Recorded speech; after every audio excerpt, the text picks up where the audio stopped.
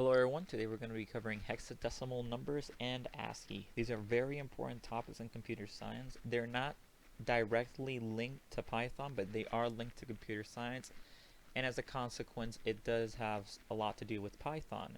Now, hexadecimal numbers is going to be somewhat of a continuation from last week's lecture. They are very much related to binary, and ASCII is just related to how computers view data in general, which is also somewhat related to hex.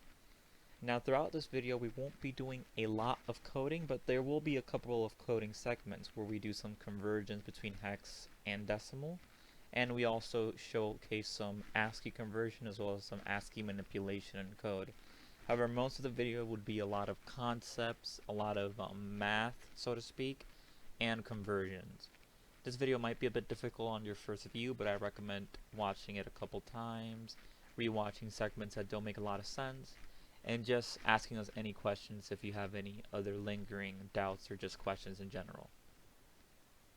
Alright, so first up we're going to do a quick binary number review. So as discussed last week, binary numbers are just how computers view data, how they view anything. They're really the language that computers use to speak to themselves and to other computers. You know, we use words, we use sentences, you know, we have a complex language system, but computers, they can just get by with just ones and zeros.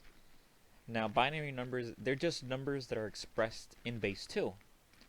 You know, when you're in base 2, you can only have two digits, 0 and 1, and once you go past 1 into 2, you don't really go to 2, you go to 10. You know, we use a base 10 numbering system because we have 10 fingers, so we have 10 distinct digits. That means that once we run out of digits, we gotta go, you know, we have to add an extra digit to account for it.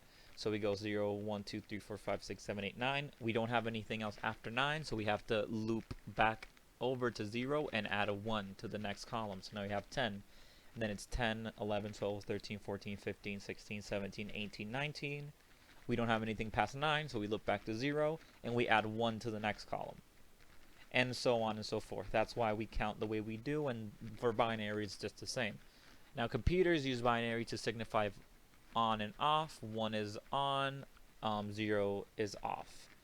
Now, when we say on, the computer really means high voltage level, or electricity's there. And when we say 0, the computer really means low voltage level, or little electricity's there. Now, this is just a really quick run through binary numbers. If you still don't understand them, I highly suggest you look through the last video, because this video kind of requires that you have at least somewhat of a good understanding of binary numbers in order for the lecture to kind of make sense. So if you still have any lingering questions or doubts, please rewatch the previous videos, or just send us your questions or concerns and we'll try to get back to you as soon as possible. Alright, so now let's talk about hexadecimal numbers. Again, at this point, I'm expecting you to have a fairly good understanding of binary numbers, or else none of this is going to make a lot of sense. Now, binary numbers are very hard to deal with for humans. Now, the reason for this is that you only have two values. We're accustomed to 10. You know, if you want to encode any information in binary, it takes up a lot of bits. You know, it takes up a lot of digits. Whereas if I want to say the number 3, that's a single digit, but the number 3 in binary, that's going to be 2 digits. If I want to say the number 4 in decimal, that would be 3 digits in binary. If I want to say the number 1048, that's going to be a lot of digits in binary. You know, it's not a very condensed information method. Now, computers don't care about that. Computers can go super fast and read through it extremely quickly and be able to decipher between ones and zeros and get to the bottom of what the number actually means. But we can't do that. Now, the problem is that decimal doesn't convert nicely to binary. As you saw last lecture, you have to do a lot of division. You have to keep track of a lot of remainders, and it's a whole thing. So we had to come up with a separate base system that works very nicely with binary numbers. This system is hexadecimal, base 16, where we use it as a compromise to interface with computers because we can understand it better than binary numbers. We still have to make somewhat of a leap in order to understand it. We don't get that intuitive sense that we get with decimal numbers, because, you know, 10 fingers, we grow up, you know, learning decimal numbers. But we can still learn it much easier than we can binary numbers, and it's much easier day to day to use hex than it is to use binaries. So hex works as a compromise because hex can convert very easily to binary numbers, and binary numbers can convert very easily to hex. This is great because that means we have a path to go from a system that we understand easily to the system that computers understand easily. Now, the system we understand easily is decimals, but hexadecimal is pretty similar, and it encodes data in a very condensed way, and then going from hexadecimal to binary is extremely easy, as we'll get to in the next few slides. Now, before we really dive deep into hexadecimal, first we must learn to count. You know, before we started doing any math with decimals, we had to figure out how to count, right? They always teach you, you know, how to count up to 10, up to 20, 100 before they start teaching you addition, subtraction, and all that stuff. So we need to learn how to count in hexadecimal. Now, hexadecimal has 16 digits, 16 unique digits. Decimal has 10. On the screen, you're going to see a table, two tables. They're split in two because, you know, I couldn't fit all of that in a single table. That is just counting up. Now, the left column is going to be in decimal, and the right column is going to be in hexadecimal. So let me get my laser pointer. Now, the left column, I would hope, is very familiar to you. That's just counting up in decimal. So, you know, we have 0, 1, 2, 3, 4, 5, 6, 7, 8, 9. Since we're in base 10, these are our 10 unique digits. So now we're going to have to loop back to 0 and add 1 to the next column. So now we're in 10. Then we have 11, 12, 13, 14, 15, 16, 17, 18, 19. We ran out of digits, so we loop back to 0 and we add 1 to the next column. So it's 20, 21. Now you may have noticed that next to the number, there's a tiny 10 next to it. That's called the subscript. We use that so that we can easily tell in what base we are right now.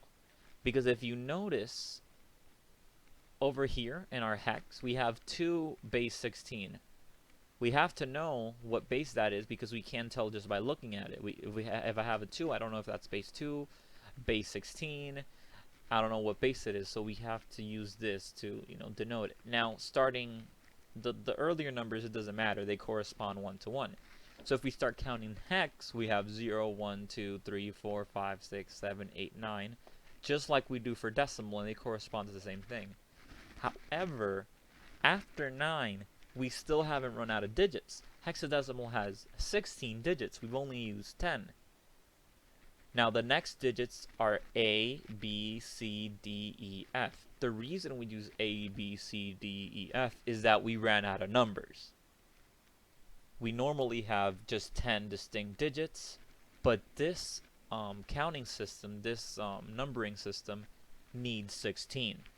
Now we use A, B, C, D, E, F, but theoretically we could have used anything. We could have done a symbol like this. That's gonna be, you know, our 10 in hex. And then for B, we could have done, you know, one of these bad boys, and that would have been our symbol for 11. Now that's hard because that means we have a whole new set of symbols to memorize. But if we use letters, we already know these letters, and these letters are following the same order that we're familiar with. So that's why we just, once we're done with the numbers, we just start using letters. So if we start counting up again, 0 in decimal is 0 in hex, 1 in decimal is 1 in hex, and this repeats up to 9, you know. 8 decimal is 8 hex, 9 decimal is 9 hex. But when we get to 10 decimal, you know, we still have a couple of digits. We still have a couple of unique digits left in hex, so we don't go to 10 yet. We go to A. A in hex is the same as 10 in decimal. They refer to the same quantity. Then after A, we hit B, which is equal to 11 in decimal. Then after that, we hit C in hex, which is the same as 12 in decimal. Then D, E, F, which are all equal to 13, 14, and 15 respectively. Now, once we hit F, the number after F, we ran out of digits. So we have to go back to 0 and add 1 to the left column. So now we're in 10. 10 in hex is equal to 16 in decimal. So now you start seeing why we need that subscript. Because if I see 12, well, depending on if it's a 12 in decimal or in 12 in hex, I could be referring to completely different quantities. And then we can keep counting 10, 11, 12, 13, 14, 15, 16, 17, 18, 19. But then after 19, we don't get to 20. We get to 1A, 1B, 1C, 1D, 1E, 1F, and then we get to 20. So we are able to pack a lot of information into very little digits. And this is how you count in hex. You need to memorize these. Specifically, you need to memorize 0 through F. After that, it's easy, because after that, it's the same as counting. Once you run out of digits, you add 1 to the next column. But you do need to memorize, you know, A equals 10, B equals 11, C equals 12, D equals 13, E equals 14, and F equals 15. Now, technically, you don't have to memorize all of them. You could just memorize A and get the other ones just by counting. That's completely viable. But as you work with hex, you're just going to end up memorizing them anyway. So I suggest you just memorize them. That way you have all these digits memorized, and you can very easily count. And kind of easily tell what number it's supposed to be. Now, it's going to be harder as you're learning hex to make out what these numbers are supposed to mean. Like, for example, you might get a number like CA. Now, off the top of my head, I don't know what number that is, but I can guess it's pretty large number, probably around 100. I can tell that much. You don't need to be able to convert them easily in your head, but you should have a gauge as to how big they are. Now, computers are going to do all this conversion for us, and I'm going to show you how to do this by hand if you have to convert by hand. But before we can all do all that, we have to know to count. So this, you refer to this slide whenever you're having any struggles, you know, remembering how to count in hex. But I expect you to learn relatively quickly, because it's really not that hard. You just have like an extra six digits than we normally do, and all the other rules apply. So now that we know how to count, we have to talk about how we usually represent hexadecimal numbers. Now, you can identify if a number is a hex in one of two ways. Either they'll have a 0x in front of them, or they'll have that 16 subscript.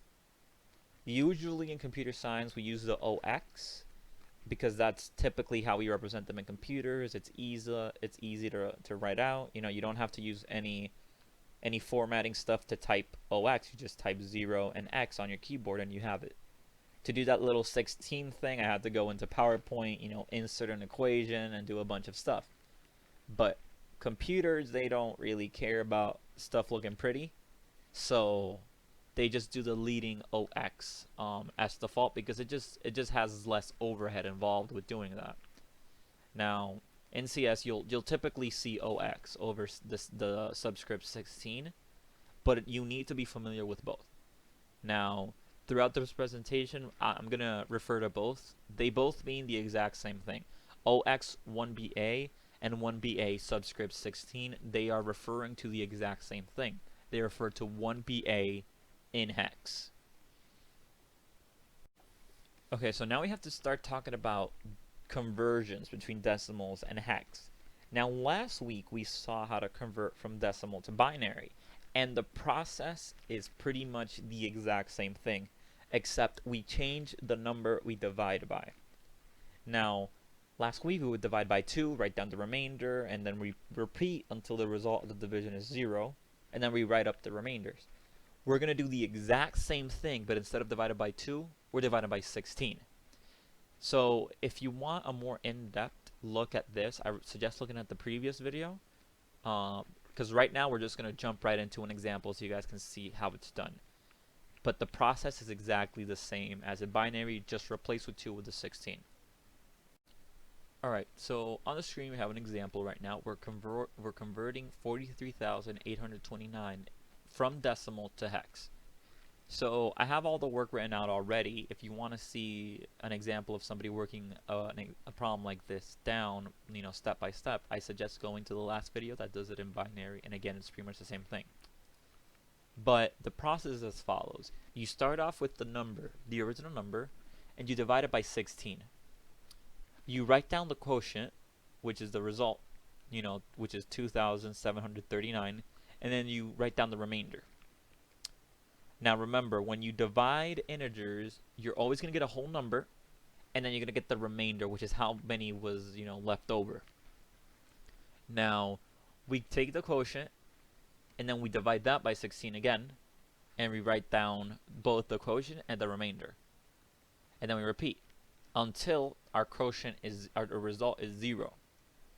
So starting off with 43,829, we divide that by 16. The result is going to be 2,739 with the remainder of 5. We write both of these down. Then we do the same with the result, which was 2,739, and divide that by 16. The result of that is 171 with the remainder of 3. Now when we go to the next step, something strange is going to happen. Because when we go to the next step and we divide 171 by 16, we're going to get 10 with a remainder of 11. Now, we have to make sure that the remainders can be represented in hex. So whenever you get a remainder that's greater than 9, you have to write it down as its hex representation.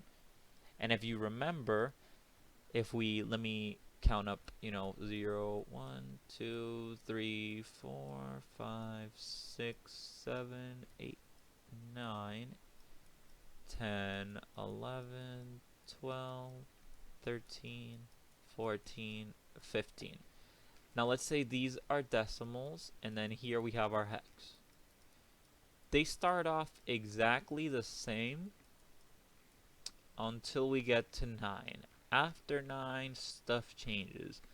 10 becomes A, 11 becomes B, 12 becomes C, 13 becomes D, 14 becomes E, and 15 becomes F.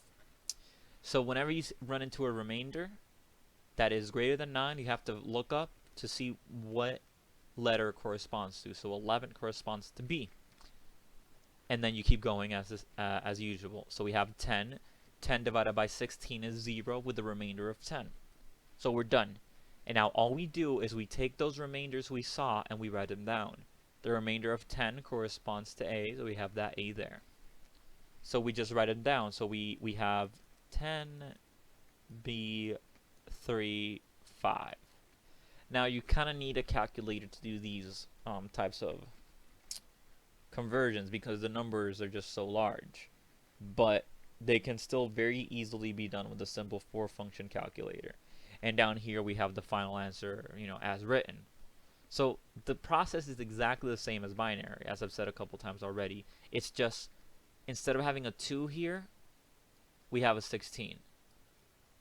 That's literally it. You keep dividing as we were before, and you keep writing down the remainders as we were before, and then you write down the remainders in the same order from, bottom to top. And that's your answer. Now, I suggest Googling decimal to hexadecimal calculator and converter and just writing down a bunch of random numbers and just convert between them and follow along by hand. That's how you really, get quick and proficient at converting between them. But that's pretty much how you work through these by hand. So to convert from hexadecimal, as you might have guessed, it's the exact same process as we do for binary, except instead of a 2, we use a 16. Now, you have to use a scary looking formula, but I promise it's honestly not that bad. So you have to use this formula down here. Let me get my laser pointer out. This is the formula you have to use. All this formula says is you are taking out the digits and multiplying them by the corresponding base. Now this even simplifies. When you're in base 16, it simplifies to this. The n is just the number of digits. So you have 3 digits, n equals 3. And then the d is just the number that is in that digit. So if you have A1A as your binary number, the first A would correspond to the leftmost D. The 1 would correspond to the second D from left to right, and the other A would correspond to the third D from left to right, and you would just have those 3 terms. And then all those would have their own 16s. It's really not that bad, but we're going to do an example real quick so you can see it in action. It looks a lot scarier than it really is. Once you run through a couple of problems like this, it becomes really easy and intuitive. Alright, so let's run through an example of converting a hex to a decimal. In this screen, we're going to be converting AB35 to decimal.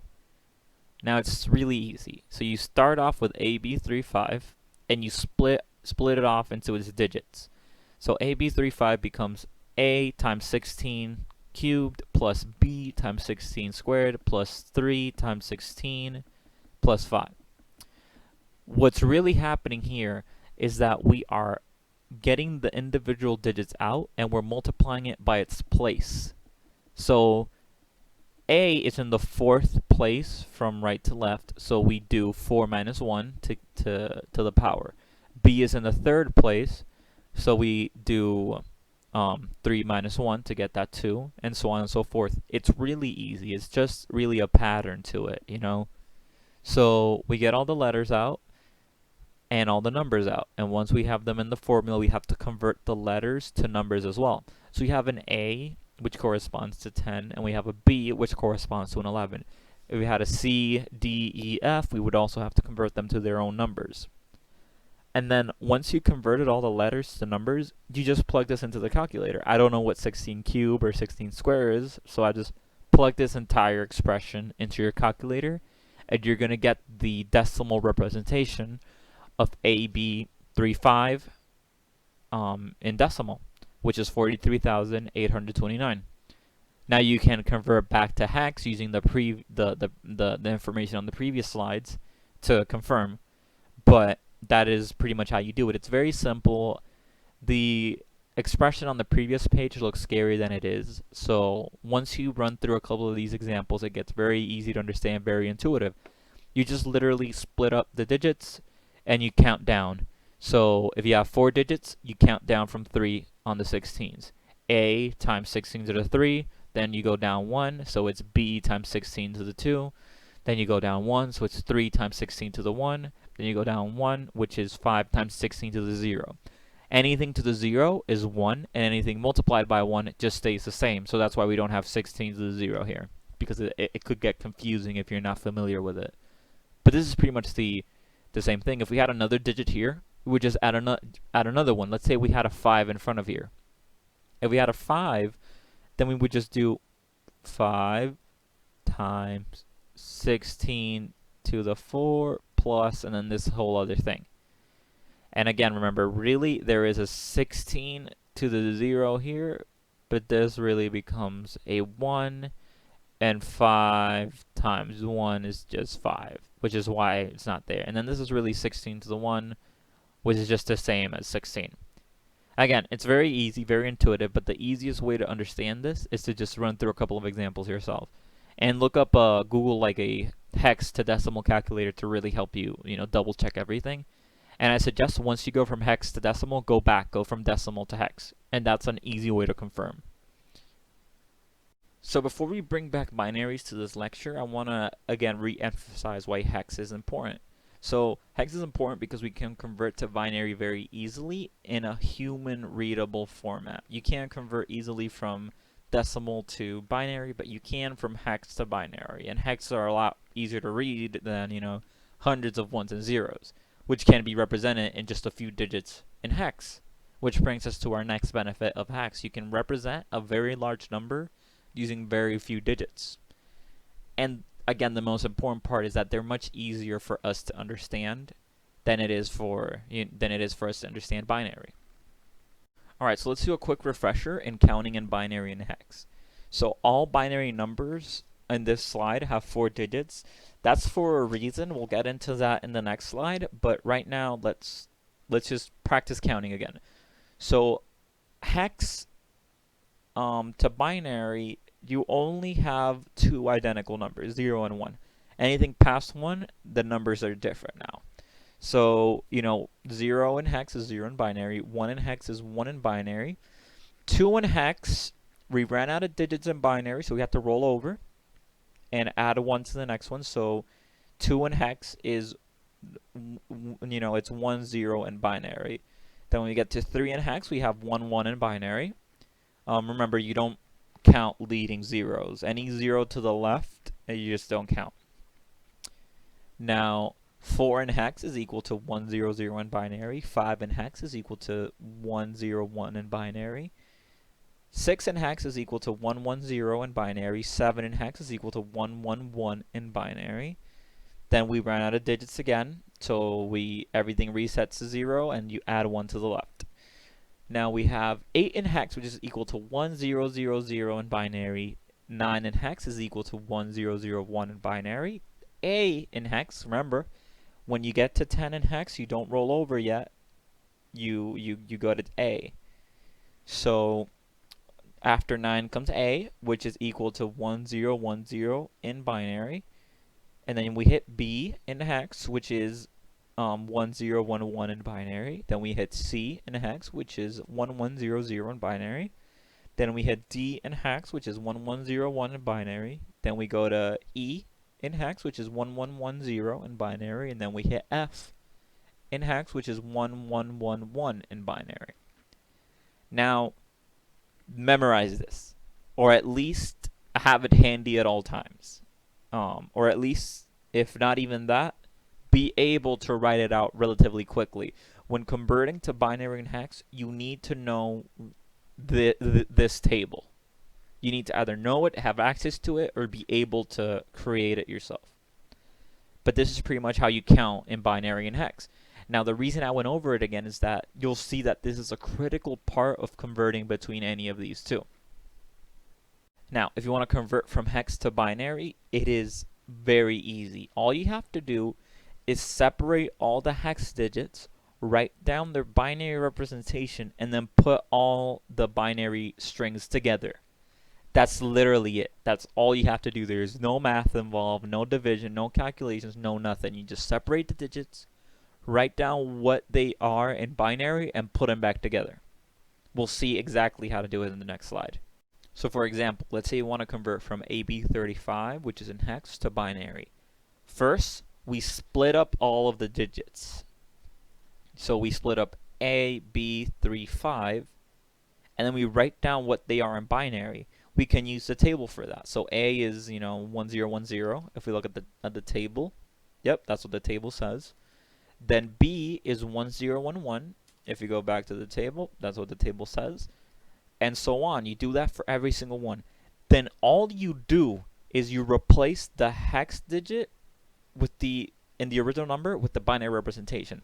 So instead of writing down A, we write down, 1010. Instead of writing down B, we write down 1011. And that's it. In the exact same order they appear. So wherever A was at, we replace it with 1010, which is what we did here. The first thing was A, so the first thing is now 1010.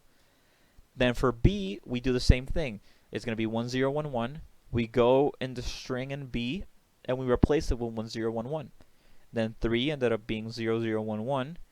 So we replace 3 in the string with 0011. And that is it. It is that simple.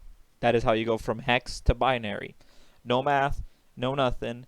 You just need to have that table with you. Either write it down beforehand, be able to convert it, or memorize it.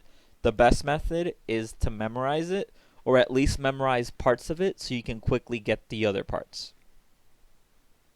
So to convert from binary to hex, it's the exact same thing. However, it's slightly more complicated because what you do is you separate into groups of 4 from right to left. So if we have this this number, 11011111111, what you do is you separate into groups of 4. So we separate these 4, put them off by themselves. Then we take these 4, put them by themselves. Then we take these 4 and put them by themselves. And then we just have this one left.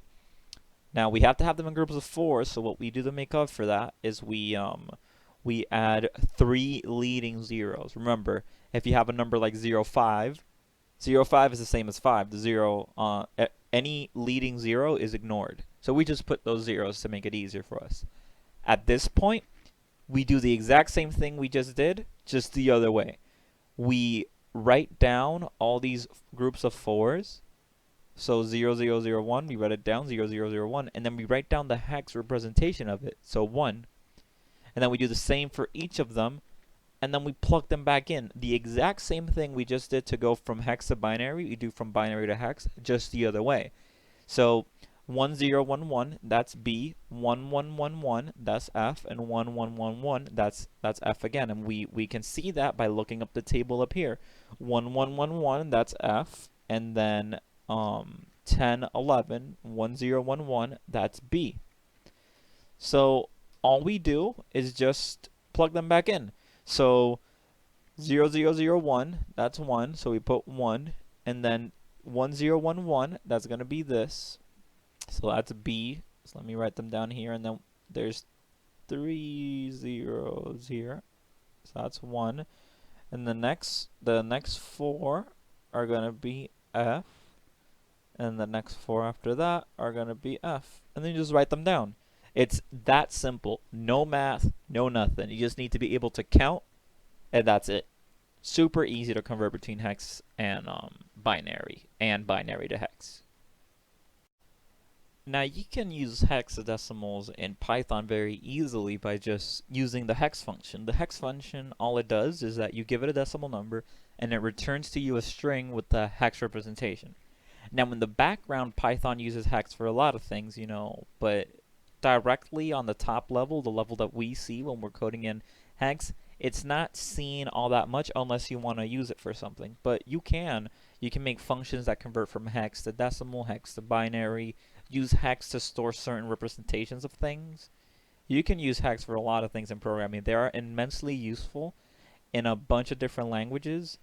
However, in Python, they aren't as useful as they are in other languages, but they're still very useful and very important to know. Alright, so let's code up some hex converters in Python so you guys can get an idea of how you can use hex just in Python to do some cool, useful stuff. Alright, so today we're going to be using Visual Studio Code for all of our coding. So first up, let's just do a quick print statement so we make sure everything's okay. And then let's do Python 3 lecture.py. Alright, we're good to go. So first, let's write a function that all it has to do is just to convert from hex to decimal. Because if you look at this, you can use the hex function that's built into Python to just get a hex string. But the thing is, this function returns a string. It doesn't return an actual numerical representation, it returns a string. So we need to be able to convert that string, because let's say we wanna make a function that takes in one of these, because that is the equivalent of what hex does, the hex function. It just returns a string of the hexadecimal representation. So let's make a function that all it does is that it takes a hex string and it converts it to decimal as a number. So let's do that. Let's call it convert hex to decimal, and it takes in a hex input. Alright, so the first thing we're going to have to do is we're going to have to make a variable that keeps track of the total. So let's just call it result and equal it to 0. Now, let's print out to the user what they're going to be converting. So let's say you have provided, and then hex input.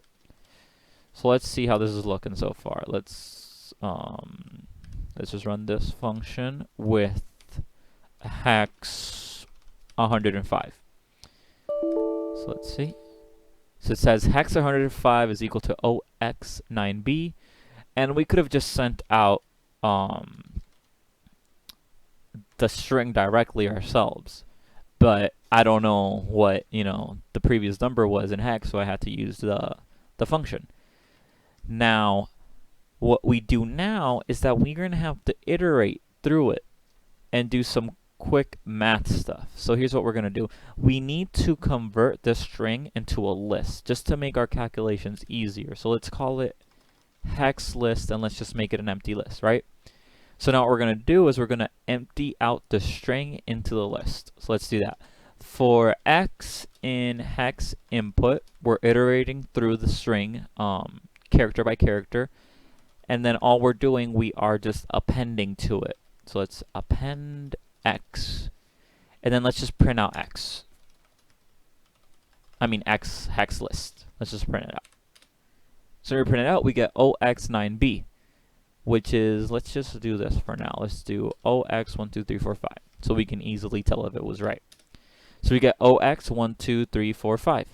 Easy. So The problem with this is that we have that 0 and that x in front of there, and I don't want that, because as you remember, when we're calculating, when we're using the formula, we don't use that OX. So let's get rid of that. And then when we get rid of that, we just do hex list, not input, pop 0. What pop 0 does is that it removes the value at index 0. So let's do that once, and then let's see what happens. So if we do that once, we got rid of the 0, but we still have that x in there. So we actually have to pop twice. And now we're good to go. Now we just have the numbers. So let's comment that out. And now what we have to do, again, is we have to iterate through the whole thing. Now, if you remember, when we were talking about the formula, an important aspect of the formula is knowing how many digits we have. So let's get how many digits we have in hex list.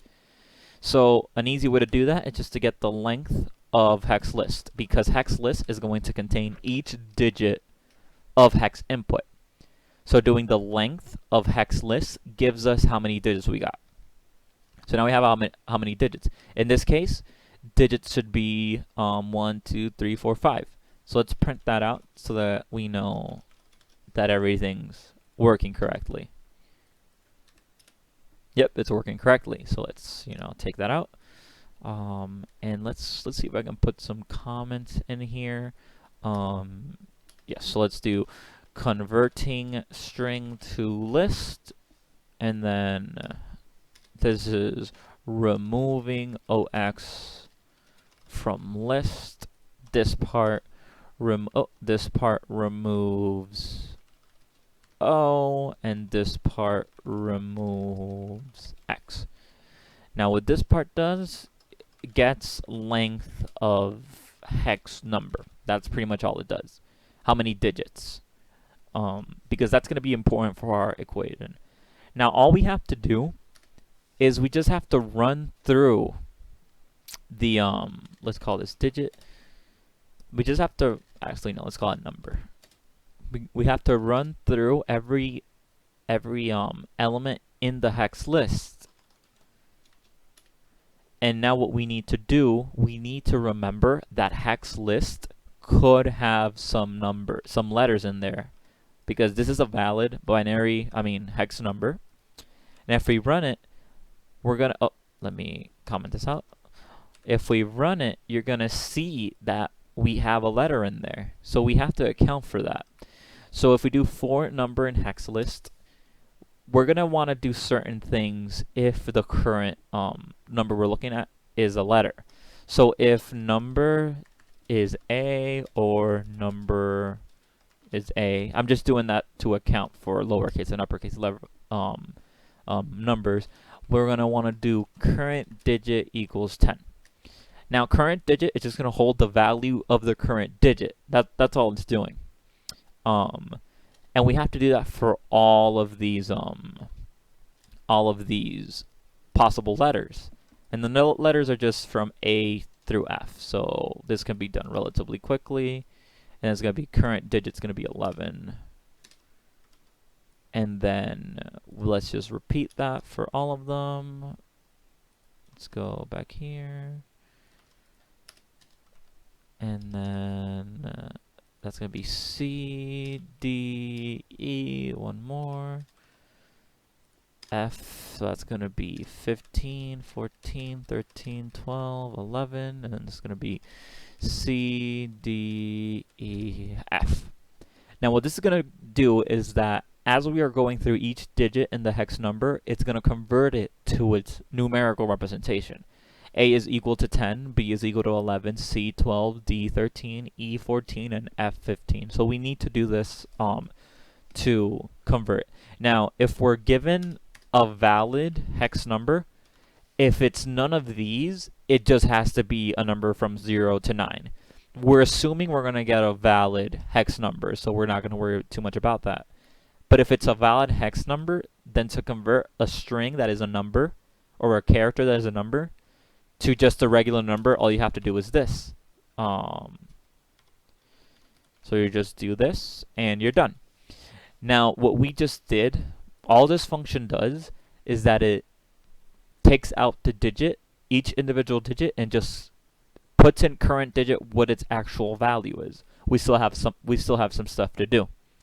So let me just type this, converting letters to numbers. And then what's happening here is we're gonna use the scary formula.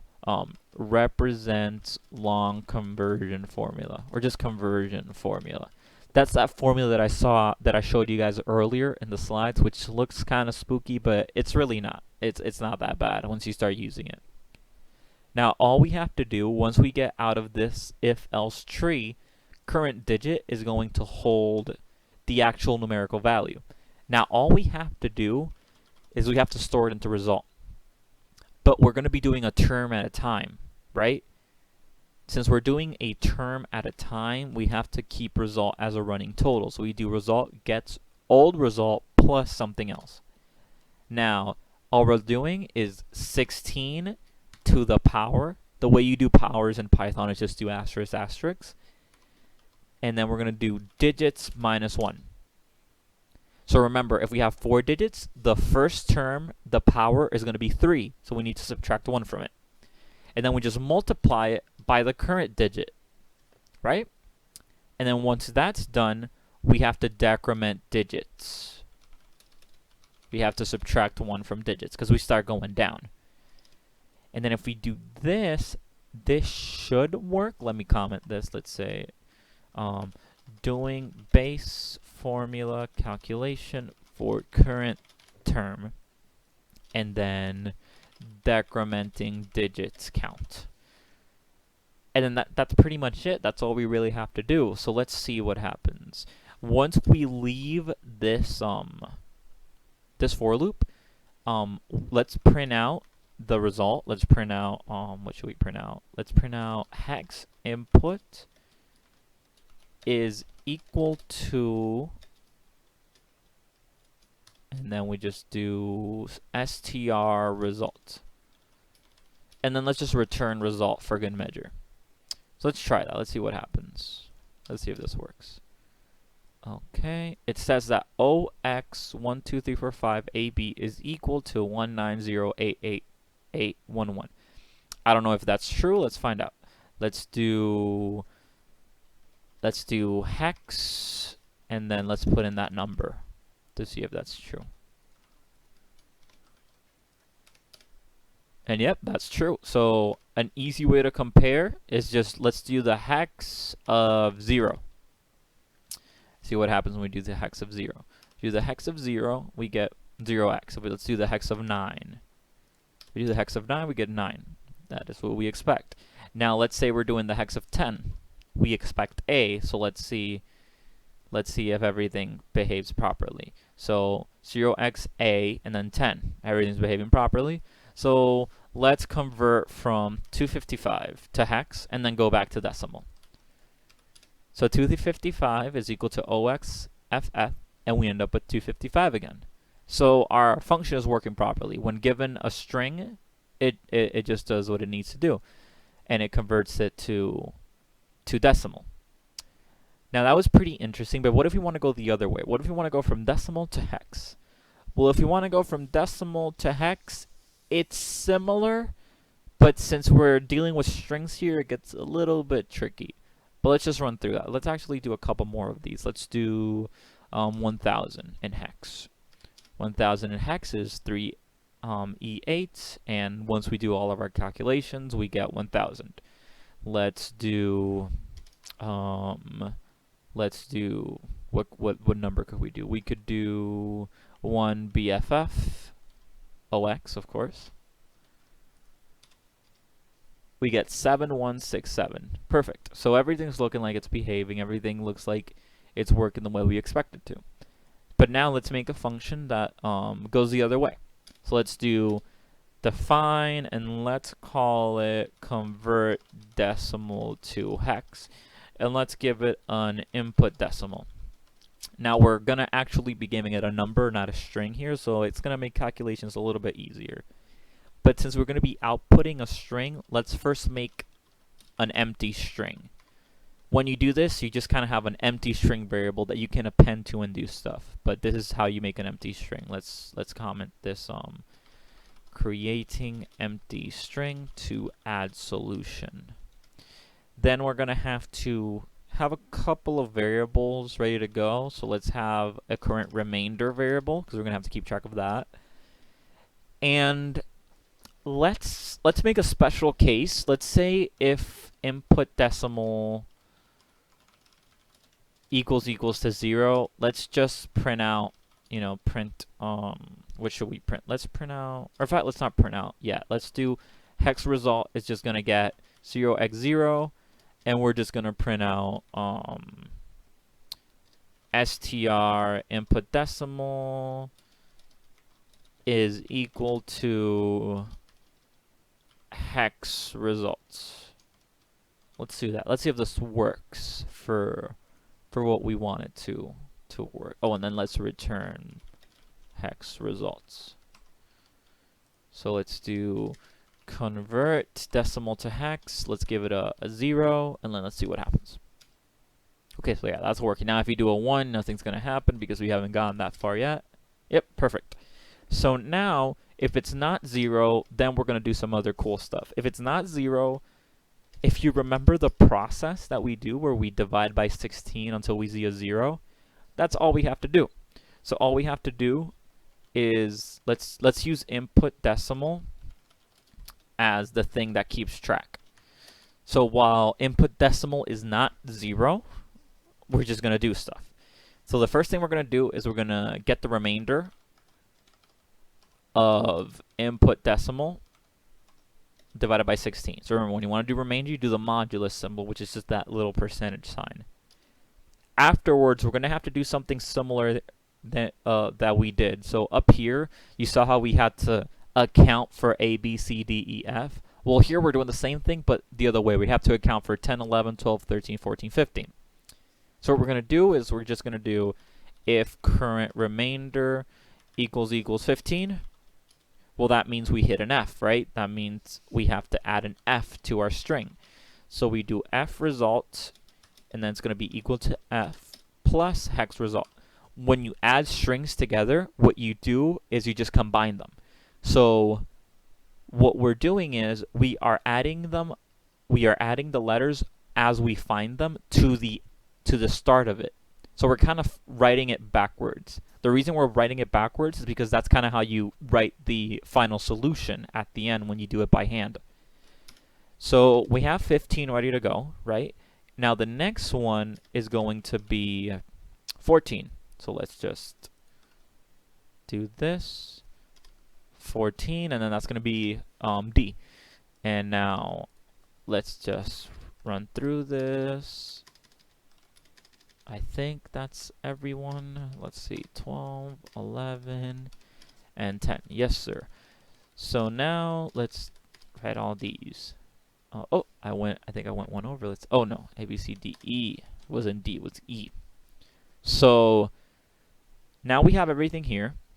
Here we're just calculating remainder. Here we're gonna repeat until division result is 0. And then what we're gonna do now is just account for the other ones, because if it's anything less than 10, then the process is just the same. Then we're just gonna do hex result is going to get str current remainder plus hex results, because you can easily convert a single digit number, or just any number as long as it's like a regular number, to a string by using this very easily. So let's put the hex result here. Oh, hex result. And then what we need to do is we need to divide input decimal by 16. Now we have to do this. We have to do int input decimal 16, because we have to make sure that we always do integer division. And the way you guarantee that is by doing this. There is another way. I believe you can do this instead of doing the int around it, but we'll just do it like this for now. Now, once we leave the loop, if we leave the loop, that means that input decimal got to 0. And if it got to 0, then we have our result. Then all we have to do to make it pretty is just we have to do this. We have to add OX to the front of it. So we just add it to the front. And let me just... And then once that's done, we have to print out the whole result. So let's print out input decimal. Well, actually, I think I could just steal it from up here. Let's just do that. Let's just steal it from up there. And that should be it. So let's see. Let's do how can we test? Well, let's do 1. Let's do 1 first. Let's see if 1 works. So 1, oh, let's see what happened here. Oh, this should be plus. That's what happens when you copy paste a lot. Okay, so let's see what happened. 0 is equal. Okay, let's see what's happening here. Input decimal. Oh, yes. So I see what's happening. We need to store the original somewhere in order to be able to, show it off at the end. So here's what we're gonna do. We're gonna, let me think. Yeah, so let's do that. Let's original number gets input decimal, and then we just do this at the end. Okay, perfect. Now let's say we have 2. Should be the same. Yep, let's go all the way up to 9. Should still be the same. Perfect. And then when we get to 10, we expect to see an A, which we do. And then when we get up to 15, we're going to see an F. Perfect. And when we get up to 16, we're going to see a 10. Perfect. So now if we do this, we can compare. We can do hex, and then we put whatever number you put here. Let's do 2555. We expect to see up there. Yep, that's what we got. So if we do 1, 2, 3, 4, 5, 6, 7, 8, 9, and then do the same thing down here. Yep, we're getting the same thing. So now we have 2 functions that do conversions. Now, this function is pretty much exactly the same as what hex does, but now we made it ourselves, so now we understand how it works and how we can modify it to do a bunch of other cool stuff. Now that's all the programming stuff I wanted to show you for hex. Now we're going to go on to the next topic, which is just ASCII. Okay, so now we're going to run through ASCII encoding really quickly. So first we have to talk about what is ASCII. So ASCII stands for the American Standard Code for Information Exchange. It's just an encoding standard that's used to represent characters in computers. All characters are assigned an ASCII value. Like if you look at your keyboard, each one of those letters on your keyboard has an ASCII value. Lowercase a has a value of 97, I believe, and B has a value of 98, and so on. I think the space has a value of 32, if I'm not mistaken. Now, this is done so that all computers can easily communicate characters through each other by using numbers. In binary, of course, that's how computers, communicate. So ASCII is just a way that computers can standardize this, because when computers were first starting off, everybody was using their own encoding, method. So no 2 computers could guarantee that an A in one would be an A in the other, because if they use different, encoding methods, they won't line up at all. So, all of these nerds, they got together and they decided, all right, let's make a standard so that all computers, an A is a 97, a B is a 98, and so on and so forth. So on the screen we have an ASCII table. An ASCII table is just a list of all ASCII values that along with what character they represent. So if we look here we have the actual value. They also have it in hex and an octet form. And afterwards they just have what value it is. So the space bar is hex value 32. The letter A, lowercase a, is hex value 97. The uppercase J is decimal value 74. That's the ASCII value. And so on and so forth. This table is your best friend when you're doing any ASCII manipulation in any programming language. Now, this isn't a complete ASCII table technically. This is a regular ASCII table. There's also extended ASCII, which is another set of 128 characters. But these are the most common ones and should represent pretty much every character you're able to see on your on your keyboard. It can even represent stuff like, you know, the new line character. It can represent escape, and stuff like that.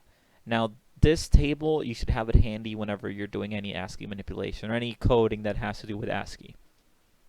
So going from numbers to ASCII is actually pretty simple if you use the previous table, right? So when we are using characters, the computer is always using ASCII values in the background. The second we type in A, the computer doesn't see A, it sees 97. And when it does stuff to it in the background, it uses it as a 97.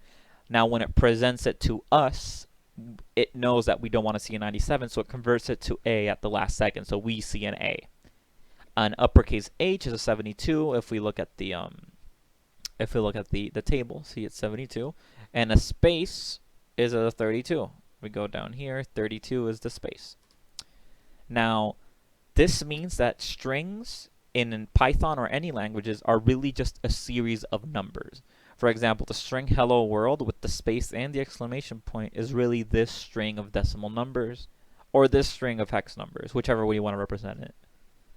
Now, you can go the other way around. For example, if we have a 72 here, we can look up what 72 is. So 72 is an H. So this table can be used to go from number to ASCII character, or from ASCII character to ASCII value very easily. So now if you want to mess around with ASCII in Python, there's really two functions you can use to do this. In other languages, these functions aren't necessary. For example, if we were doing C, in C, characters are just ints that the computer changes how they look like for us. That's pretty much all they are. In Python, it's a little bit more complicated to do it as easily, but there's two functions we can use. There's the ORD function, which takes in any ASCII character and gives you back the ASCII value. And then there's the char function, CHR, which takes in any ASCII value and returns a character. Using these two, you can do some really cool string manipulation. So let's code up some ASCII stuff in Python so you guys have a better idea of how to mess around with ASCII. Alright, so going back to the file again, let's say we want to make a function that all it does is that it prints out the ASCII value of a given character. So let's call it print ASCII value, and we're going to give it a letter. And all it's going to do is going to just print out the letter, you know, plus is ASCII value, and then we just do str ord letter. Now the reason we do this is that ord is going to return an integer. We can't print integers like this directly, so we have to convert it to a string beforehand. So that's why we have ord and str like that. So let's test this out. Let's say we want to do print ASCII value, let's say of A, lowercase a. I know that's 97, so I'll be able to verify if this is correct. So yeah, it's 97. Now if we do B, that's going to be 98. If we do spacebar, that was 32, I believe. Yep. Exclamation point, let's see what that is. Yeah, so this is a very easy way for us to, let's do F. See 70, so this is a very easy way to just see what the ASCII value of something is. Really, this is doing all the work, and then this is just having it in a nice, easy to understand way. So now let's go the other way. Let's do print letter. Let's call it, or let's be more descriptive. Convert ASCII value to letter, and then here what we give it the value.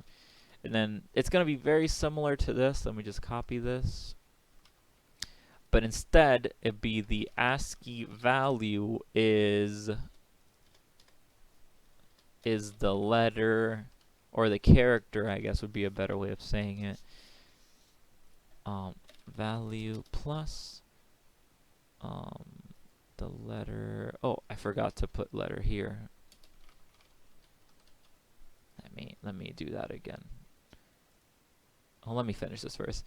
The value is the characters. Now it's going to be a bit different. Now we're going to have to do hex, I believe. Let me think. Yeah, I think it should just be this. Instead of that, we do value. All right, so let's retest this one really quickly, since I forgot to have that print statement properly, I guess. So if we do that, 97, yep, B, oh,